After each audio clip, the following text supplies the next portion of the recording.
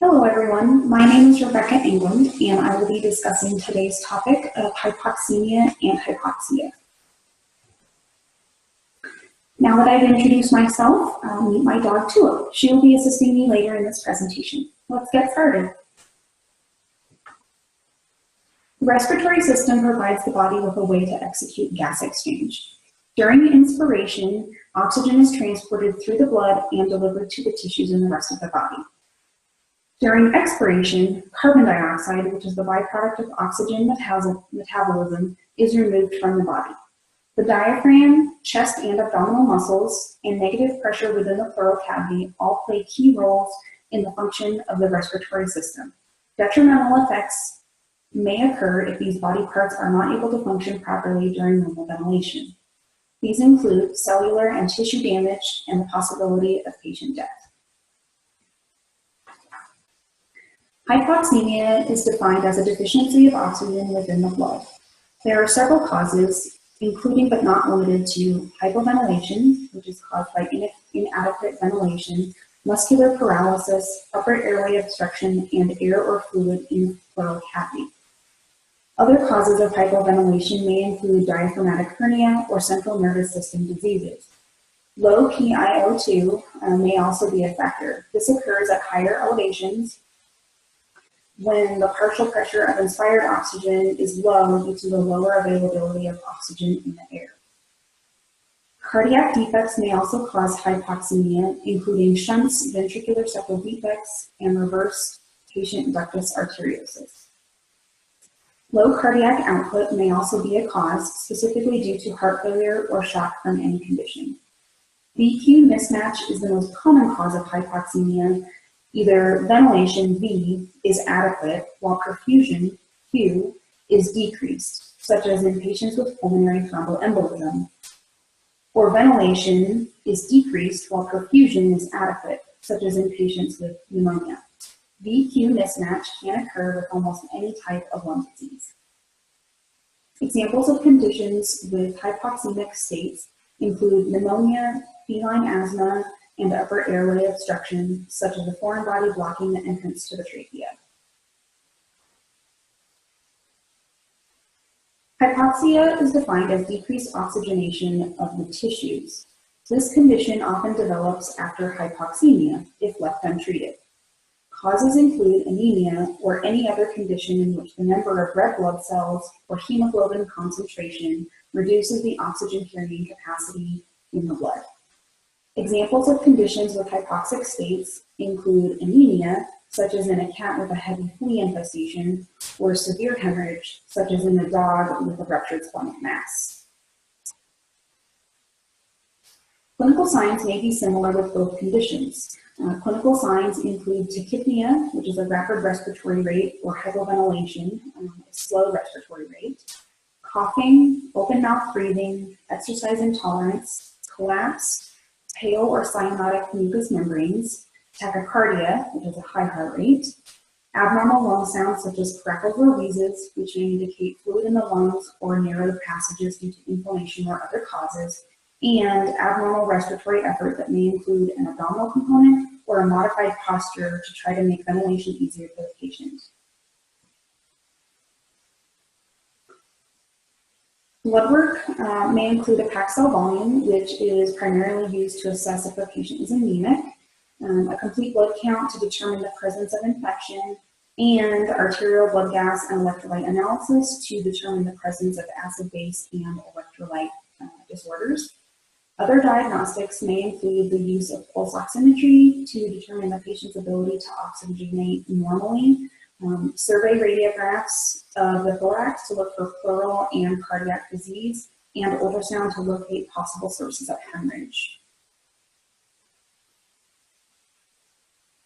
What do the goals of treatment include? For hypoxemia, the focus of treatment is to increase the availability of oxygen to the patient. This includes the use of oxygen and manual ventilation if necessary. For hypoxia, the focus of treatment is to restore perfusion. This may include the administration of fluid therapy, blood transfusions, or other blood products. Regardless of the condition, the underlying cause should be identified as soon as possible in order to correct the problem and increase patient survival. Depending on the condition diagnosed, treatments may include extended oxygen therapy, sedation, cooling measures for patients that are hyperthermic, and warming measures for hypothermic patients, bronchodilators or steroids, pain management, antibiotics, diuretics, nebulization therapy, thoracentesis, chest tube placement, or surgery, such as to repair a bleeding splenic mass or diaphragmatic hernia. What supplies and equipment should the hospital have available? Any hospital should have the availability to administer oxygen therapy. Oxygen can be administered in several ways. However, in our clinic, we employ the use of our oxygen concentrator. It is easy to use, requires no setup, and can provide pets oxygen immediately. The hospital should also have a stethoscope available so that the patient's heart and lungs can be auscultated.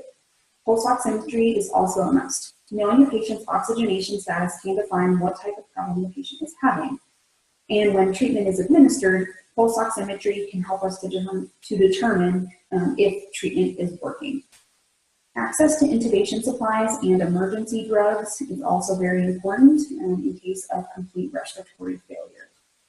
Having the ability to also take thoracic radiographs is useful to assess the heart, to assess the lungs, and associated structures. A diagnosis from radiographs alone can often be made, so this step should never be skipped if at all possible.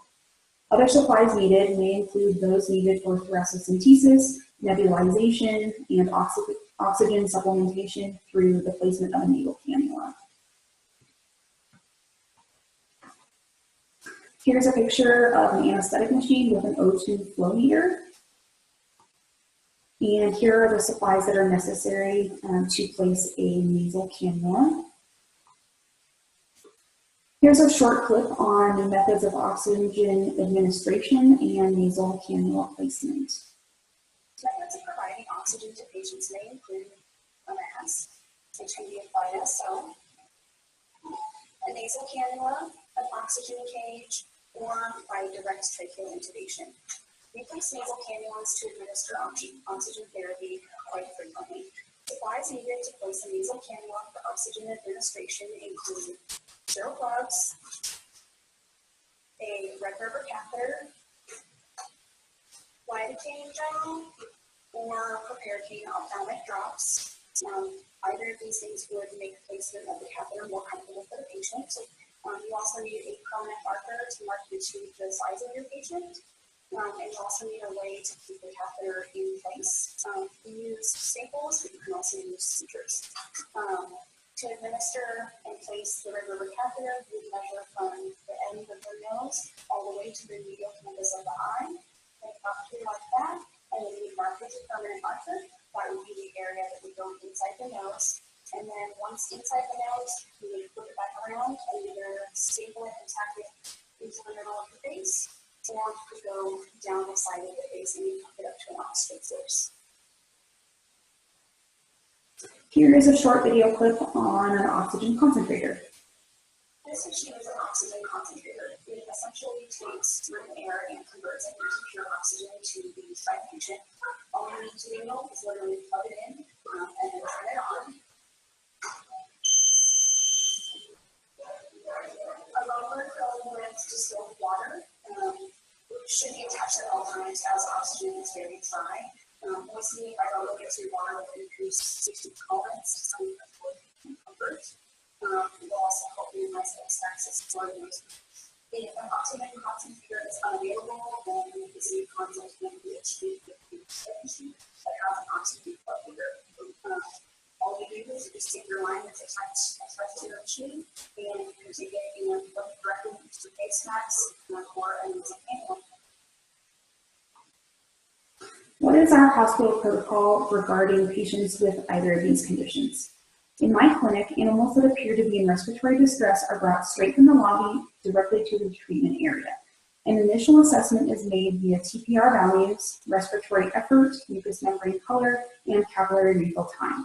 Pulse oximetry is also used to assess oxygenation status. As soon as these things are done, the pet is placed on oxygen therapy, generally by blow-by or by mask. With permission from the owner, an IV catheter is placed, 3 feet thoracic radiographs are taken, and blood samples are drawn to run blood work. These steps and information give the veterinarian a better understanding of what is going on with the patient. Patients in respiratory distress are often true emergencies and should be evaluated and treated as soon as possible. Here is a quick video clip on patient assessment. A patient in respiratory distress should be assessed as soon as possible. A stethoscope should be used to auscultate the lungs in all fields on both sides. The patient's respiratory rate and effort should also be noted. And when you get the opportunity, you should auscultate the heart on both sides to determine if arrhythmias or murmurs are present. Good care.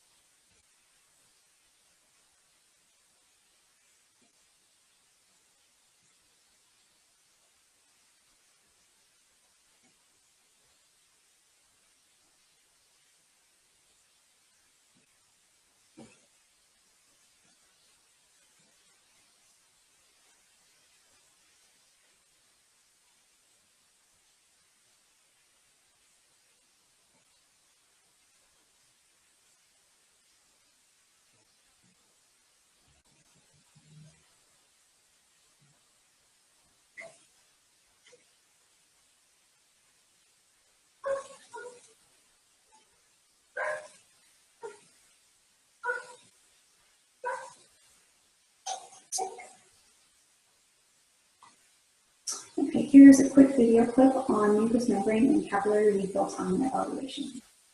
Mucous membrane color and capillary refill time should also be noted. Gently flip up the area of the rim above one of the upper canine teeth. The gums and mucous membranes in this area may be noted as white, pale pink which is normal, cyanotic, or brick red. To assess the capillary refill time, apply gentle pressure for 2 to 3 seconds with one finger on the gum tissue above the canine and then release. As such, the amount of time that it takes for the gum tissue to return to its previous color is noted at the capillary refill time. Normal refill time is 1 to 2 seconds in a healthy patient. Here is another quick video on pulse oximetry. Pulse oximetry can give us an idea of how the patient is oxygenated. It is quick and easy to use. It comes as a portable unit, such as this one, or can be a single lead that attaches to your main anesthetic monitor. Since we do not have the ability to check arterial gas levels, this is the next best thing. Red and infrared lights emitted by this machine determines the amount of oxygenated hemoglobin to the amount of hemoglobin total, which is expressed as a percentage. The red side of the probe, shown here, should be placed on the bottom of the tongue or directly onto the mucous membrane, such as the lip, the vulva, or the prepuce. It can also be used on the pinna of the ear or in between the toes. Normal SpO2 is 95 to 100%. The value right now is 92%. We are at higher elevation, and she's also an awake patient, so these can get a little bit inaccurate. Okay, what is my role as part of the veterinary nursing staff? The first thing would be low stress patient handling. This may involve a less is more or hands-off restraint technique. And rather than completing all diagnostics and treatments in one sitting, the patient may need breaks in between procedures to reduce stress and prevent stress-related death. Monitoring the patient for stability, decline, or improvement is also necessary. These would include TPR values, mucous membrane color, capillary refill time, should all be monitored consistently before, during, and after treatment to assess the patient's status. Respiratory rate and effort should also be assessed frequently, as this can be a good indicator as to whether or not treatment is working. And always ask yourself, can this patient currently ventilate and oxygenate properly? Your answer may determine if the patient needs further diagnostics or adjustments to the treatment plan. The patient should be carefully observed for each and every small change. When caught early, new signs can be addressed immediately. If these signs are not caught early, they may lead to large problems that are not reversible. Here are the references that I used to create this presentation. I hope you will be able to use this knowledge to help your future patients. Thank you.